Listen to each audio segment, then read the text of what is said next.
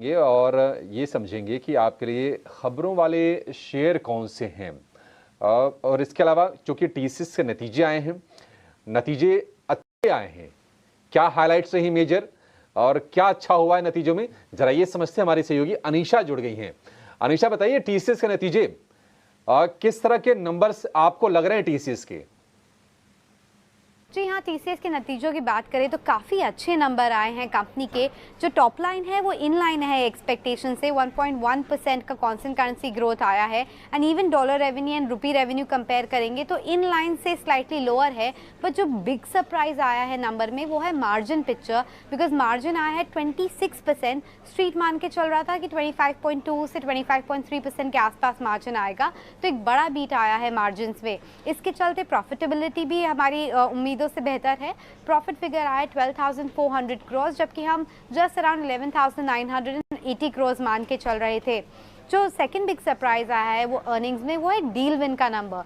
$13.2 billion का deal win number आया है। स्ट्रीट आज से $10 बिलियन मान चल रहा था एंड क्वार्टर क्वार्टर देखें तो काफ़ी बड़ा जंप आया है डील विन में भी। अट्रिशन कम हुआ है लेकिन हेडकाउंट भी क्वार्टर क्वार्टर कम ही रहा है। मे बी Q1 से हम लोग पॉजिटिव नंबर देखेंगे, बिकॉज जो रिपोर्ट्स उभर कर आ रही है उससे पता चल रहा है कि कंपनी ने कैंपस हायरिंग रीस्टार्ट कर दिया है, तो मे बी उसका इम्पैक्ट Q1 से आएगा। थोड़ा प्रॉब्लम है BFSI में क्योंकि वो डिक्लाइन कंटिन्यू कर रहा है। नॉर्थ अमेरिका में भी डिक्लाइन है अब की बार, बट वो मेकअप हो गया है इंडिया बिजनेस और UK से, बिकॉज दोनों पॉजिटिव रहे हैं एंड मैन्युफैक्चरिंग का भी परफॉर्मेंस काफ़ी अच्छा रहा है। तो ओवरऑल अगर टॉप लेवल पे देखेंगे तो काफ़ी अच्छे नंबर्स हैं, बट मैनेजमेंट से हमें BFSI, नॉर्थ अमेरिका, इन सब के बारे में और डिटेल्स चाहिए होंगे। ओके, बहुत बहुत शुक्रिया अनीशा ये फर्स्ट कट टीसीएस के नंबर्स पे देने के लिए। पर मैनेजमेंट की कमेंट्री भी आ चुकी है और ब्रोकरेजेस की भी रिपोर्ट्स आ चुकी हैं, तो आइए समझते हैं कि ब्रोकरेजेस ने क्या कुछ चेंजेस किए हैं अपनी रेटिंग और टारगेट प्राइस में और क्या कुछ नज़रिया बन रहा है टीसीएस पे। और ये पूरी डिटेल्स लेकर पूजा हमारे साथ जुड़ चुकी है। पूजा बताइए क्या कुछ बोल रहे हैं ब्रोकरेजेस टीसीएस पे? जी, काफ़ी मिली-जुली रिपोर्ट्स आ रही हैं टीसीएस के नतीजों पर। सबसे पहले उन रिपोर्ट्स से शुरुआत करेंगे जिन्होंने टारगेट प्राइस बढ़ाए हैं टीसीएस पर। और जेपी मॉर्गन के टारगेट्स में सबसे ज़्यादा बड़ा एक रिवीजन हुआ है। उन्होंने अपने लक्ष्य 4,000 से बढ़ाकर 4,500 का दिया है और रेटिंग भी अपग्रेड कर दी है। न्यूट्रल से बढ़ाकर ओवरवेट की रेटिंग वो देख रहे हैं। उनका कहना है कि चौथे तिमाही में काफ़ी बड़ा एक ग्रोथ यहाँ पर नजर आई, स्पेशली मार्जिन के फ्रंट पर। डील पाइपलाइन काफ़ी स्ट्रॉन्ग थी और आगे उनका मानना है कि उन्होंने अर्निंग्स में भी अपनी बढ़ोतरी कर दी है। 4% की बढ़त वो देख रहे हैं और उनका कहना है कि मार्जिन में आगे और भी एक्सपेंशन देखने को मिलेगा। डिमांड इन्वायरमेंट में भी ज़्यादा कुछ बड़ा कंसर्न नज़र नहीं आ रहा है। तो पॉजिटिव कमेंट्री है। डबल अपग्रेड आए हैं जेपी मॉर्गन की तरफ से। इसके अलावा बैंक ऑफ अमेरिका सिक्योरिटीज़ ने अपनी न्यूट्रल की रेटिंग बरकरार रखी है, लेकिन लक्ष्य बढ़ा दिया है। 4,040 से बढ़ाकर 4,125 का देख रहे हैं। ICICI सिक्योरिटीज़ ने होल्ड से बढ़ाकर ऐड की रेटिंग दी है और टारगेट प्राइस भी 4,330 का वो देख रहे हैं। वहीं जेम फाइनेंशियल्स ने टारगेट बढ़ा दिया है, 4,130 का टारगेट अब वो देख रहे हैं। और नोमुरा की अगर बात करेंगे तो वहाँ पर उन्होंने टारगेट प्राइस अपना 3,160 से बढ़ाकर 3,240 का दिया है। ये कुछ रेटिंग अपग्रेड हुए हैं, लेकिन CLSA ने जो है वो अपना लक्ष्य घटाया है और कॉमेंट्री भी यहाँ पर नेगेटिव देखने को मिल रही है। इनका कहना है कि मैक्रो रिवाइवल में कुछ स्लो देखने को मिलेगा और नियर टर्म रिकवरी को लेकर भी मैनेजमेंट की तरफ से कुछ कॉन्फिडेंस नजर नहीं आ रहा है, जिसके चलते उन्होंने जो लक्ष्य है वो 4,043 से घटाकर 3,941 का वो देख रहे हैं टीसीएस पर। इसके अलावा काफ़ी कुछ ब्रोकरेज हाउस ऐसे भी है जिन्होंने अपने रेटिंग को न्यूट्रल रखा है, कुछ बदलाव नहीं किया है। इसमें गोल्डमैन सैक्स ने रिटेन अपनी खरीदारी की राय बरकरार रखी है, लक्ष्य देख रहे हैं 4,350 का। ICICI सिक्योरिटीज़ ने 4,330 का लक्ष्य दिया है। वहीं जेम ने 4,130 का लक्ष्य दिया है। तो ये कुछ रिपोर्ट्स हैं, काफ़ी मिक्स्ड रिपोर्ट्स हैं। जेपी मॉर्गन एक तरफ काफ़ी स्ट्रॉन्ग कमेंट्री दे रहा है, वहीं CLSA की तरफ से कुछ नेगेटिव कमेंट्री निकल कर आ रही हैं। ठीक है, कुल मिला के ब्रोकिंग हाउसेस की रिपोर्ट ज़्यादातर बुलिश दिख रही है और ज़्यादातर ने अपने टारगेट को रिवाइज किया। भले रेटिंग में अपग्रेडेशन किया हो या ना किया हो, लेकिन टारगेट रिवीजन ज़्यादातरों का हमने देखा, वो भी अपवर्ड रिवीजन ही होता हुआ दिखा है। इन स्पाइट ऑफ दिस कि न्यूट्रल है, ऐड है, ओवरवेट है, वटावर जो भी है, लेकिन अपग्रेडेशन सबका हुआ है अमूमन। अच्छा, इससे पहले भी ना चंदन तापड़िया हमारे मेहमान थे, उन्होंने आपको 4000 स्ट्राइक की एक कॉल टीसीएस के प्लस भी करवाई हुई थी।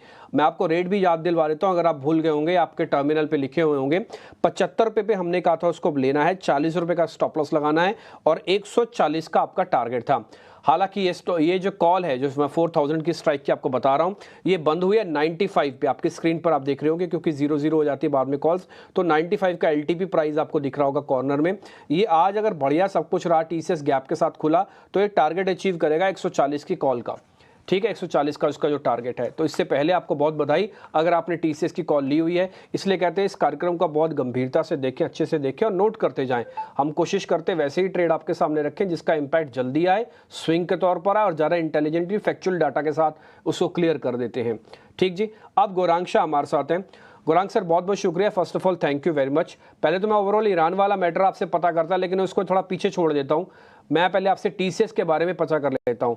सर, टीसीएस के नंबर भी देखे होंगे आपने, मोटा मोटी कमेंट्री भी देख ली होगी, हाउसेस की रिपोर्ट्स भी देख ली होंगी। थोड़ी बहुत जो रिपोर्ट्स नहीं देखी होंगी वो हम आपको टीवी पे ही दिखा देते हैं, स्क्रीन पर आप देख लीजिएगा। सर, आपका टेक क्या है? जिनके पास नहीं है उनके लिए बताना, जिनके पास है वो तो खैर फायदे में ही है। धन्यवाद डिम्पी आपका, और आप सभी को शुभ प्रभात हमारे तरफ से। तो डिम्पी, पता नहीं आपको ये जानकारी है या नहीं, लेकिन काफी समय से जब काफी लोग बाजार में आईटी क्षेत्र से दूर रहने की हिदायत दे रहे थे या फिर नसीहत दे रहे थे, तब से हमने आईटी क्षेत्र पर निर्णायक तरीके से निवेश की निरंतर राय दी है। मैं पिछले 6 महीने या साल भर की बात नहीं कर रहा हूं, मैं पिछले 2 साल, 3 साल, 4 साल की मैं बात कर रहा हूं। और हमने ये भी बताया था डिम्पी के ठीक है, थोड़ी बहुत तकलीफ है और किसी भी शेयर बाजार में, किसी भी क्षेत्र में कुछ एक अंदरूनी या फिर अंतर्राष्ट्रीय कारणों को लेकर के दिक्कतें आ सकती है, इसमें भी कोई दो राय नहीं। लेकिन क्या इसका ये तात्पर्य निकालना कि आप अपनी लंबी अवधि का निवेश में परिवर्तन कर दे आईटी क्षेत्र में अगर आपका है, तो हम ये नहीं समझते। 3200 पर भी हमने वही राय दी थी, 3500 पर भी यही राय दी है, और आज जहां पर 4000 के पास खड़ा हुआ है, आज भी हम यही राय दे रहे हैं कि अगर आपका निवेश है तो बने रहे, नहीं है तो आप निवेश करने की सोच सकते हैं। नतीजे जो आए हैं उसको देख करके लक्ष्यांक हमने भी ऊपर की तरफ बढ़ाए हैं।